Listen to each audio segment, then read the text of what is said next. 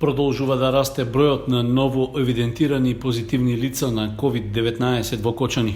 Во изминатото деноноќе уште тројца граѓани се најдоа на листата на активни на болеста, откако нивните тестови покажале неповолни резултати.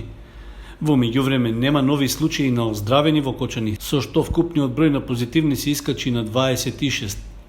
Од Министерството за здравство информираа дека од направените 1227 тестирања во државата биле откриени нови 156 позитивни граѓани.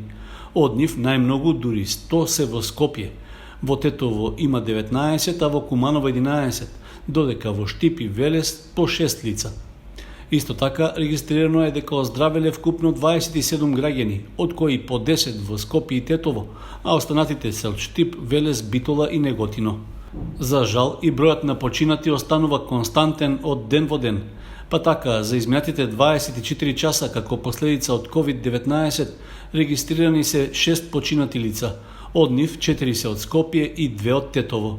Според податоците од болниците во кои починале заболените, главно се работи за постари граѓани на возраст меѓу 70 и 76 години.